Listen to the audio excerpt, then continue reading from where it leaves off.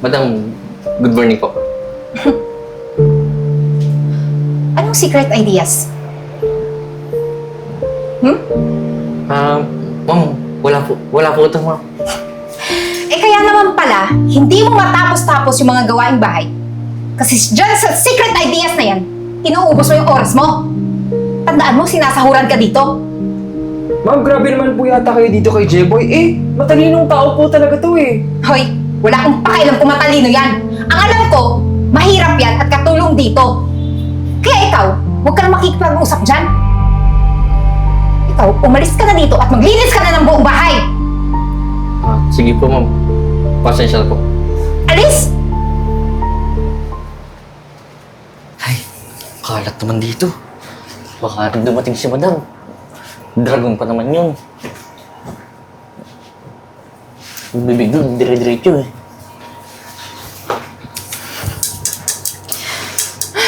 Kanina pa ako tawag na tawag, ayaw man nang sagutin. Good morning po, ma'am.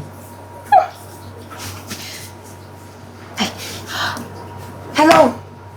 Han, pasensya na kung napatawag ako sa kaligitnaan ng meeting nyo. Kasi importante lang to. Kailangan ko ng pera. Lalabas daw kami ng mga friends ko. Alam mo naman, wala akong sapat na pera, di ba? Hulugan mo naman ako sa bangko ko. Oo, kahit 10K lang, okay na yun. O sige na, hihintayin ko ha. Sorry po, ma'am. Anong sorry? Sinasadya mo? Nakita mo naman di ba nakaupo ako dito? Diyan ka pa talaga naglilinis? Ang tanga mo!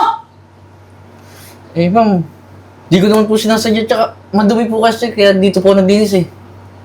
Alam mo ikaw, hindi ka sinasahuran dito para magtanga-tangahan. Sinasahuran ka para pagbutihan mo yung paglilinis. Ikaw sumusobra ka na.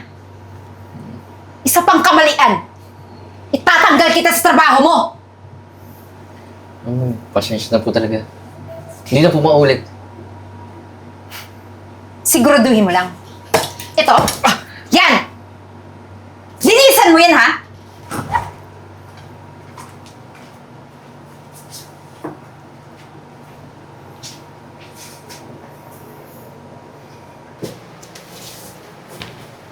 Uy, Jeboy!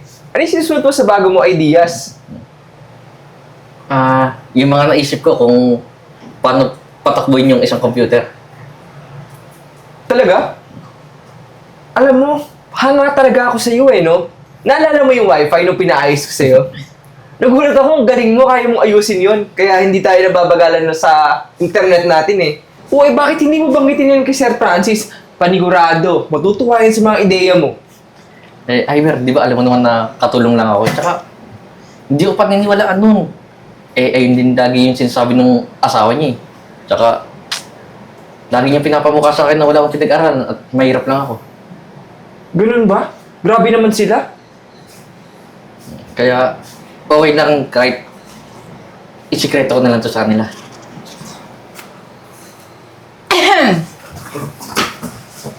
Madam, good morning po. Anong secret ideas? Ma'am, wala po ito, ma'am. Eh kaya naman pala, hindi mo matapos-tapos yung mga gawaing bahay. Kasi dyan sa secret ideas na yan, inuubos mo yung oras mo. Tandaan mo, sinasahuran ka dito. Ma'am, grabe naman po yata kayo dito kay Jeboy. Matalinong tao po talaga to eh. Hoy, wala akong pakialam kung matalino yan. Ang alam ko, mahirap yan at katulong dito. Kaya ikaw, huwag ka na makikipag-usap dyan. Ikaw, umalis ka na dito at maglinis ka na ng buong bahay.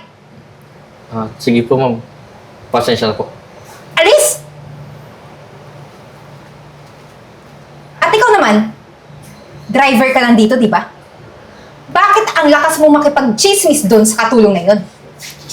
Ma'am, pasensya na po kasi namamangha lang din po talaga ako kay Jeboy eh. And so, yun lang yung dahilan mo? O sige, kapag nakita pa kitang nakipag-usap doon, pati ikaw matatanggalan ng trabaho. Pumunta ka na doon sa garahe! Walang kwentang tao. Pinapasahuran. Tapos mamaya, tulog na naman.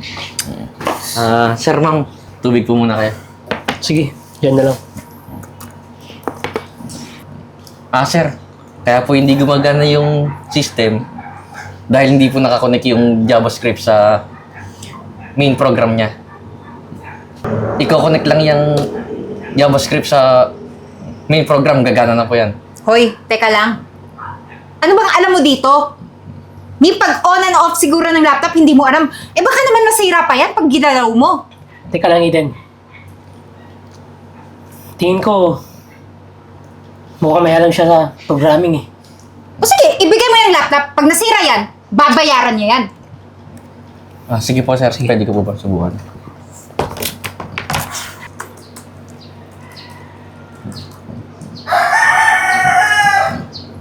Sir, nakonect ko na po sa main program yung JavaScript.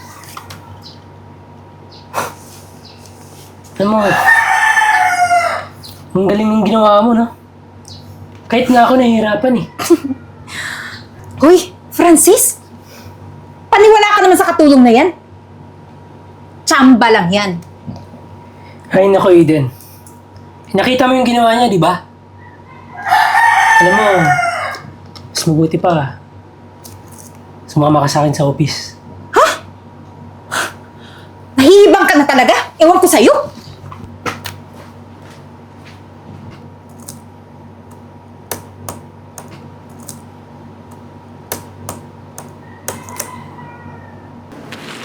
Sir, O, J-Boy. Kaya pala, matanong ko bakit may alam ka sa mga programming. sir, umaattend po kasi ako ng online class. Pero sir, ginagawa ko lang naman po yun tuwing gabi, pagkatapos po ng trabaho ko sa bahay. Alam mo, napabilib mo ako eh. Ang sipag mo talaga. Tsaka may nabanggit si Ivor sa akin eh. Tungkol sa secret notebook mo. Actually, sir, dala ko po ngayon eh. Yan ba yan? Eto po.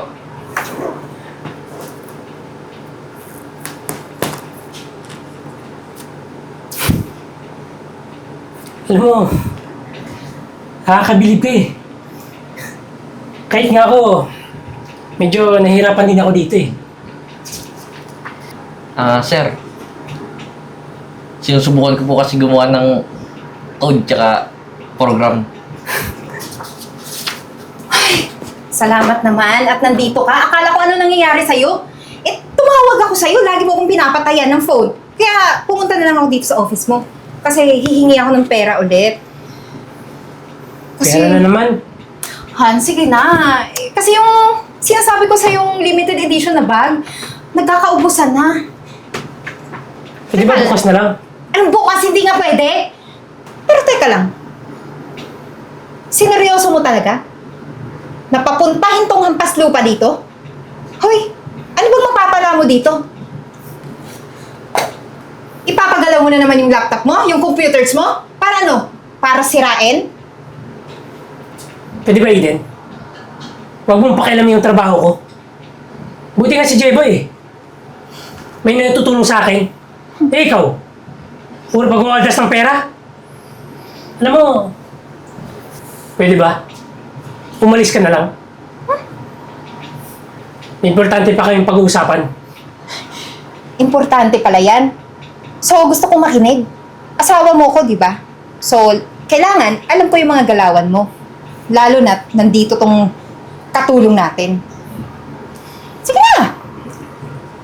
At pala, J-Boy, pasensya ka na sa misis ko ah. Okay lang po, sir. Sanay na po ako sa ugali ni Madam. Pala, J-Boy, simula ngayon, bibigyan ka ng trabaho dito sa opisina. Talaga po, sir? Ano? Hoy! Francis! Hanggang katulong lang alam yan. Excuse me. Ano bang kaalaman yan? Di ba wala? Wala nga tinapos. Buti nga siya eh, may alam. Eh, ikaw? Puro pag-uwadas ng pera? Francis naman, kung kukunin mo siya dito, sino na magsisilbi sa akin sa bahay? Alam mo naman, di ba, ayokong kumilos sa bahay na akin lahat. Huwag kang mag-alala. Simula ngayon, wala ka ng driver. Wala ka ng katulong. Ano? Eh, hindi pwede yun! Kaya nga, pinakasalan mo ko. Para ibigay mo sa akin lahat ng gusto ko. Ngayon, babawiin mo? Alam mo, busado ko na eh. Kahit ako asawa mo, hindi mo na-respeto. Alam mo, para matuto ka, lahat ng pinaggagastusan mo, dapat paghirapan mo. Umalis ka na! Panira.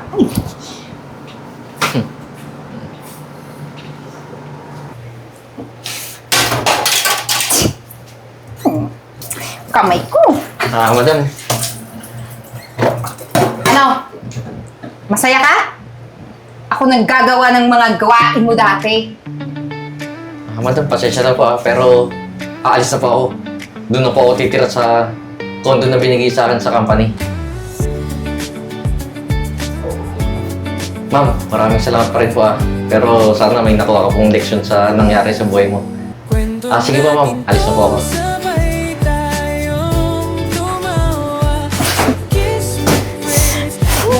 Francis naman kasi.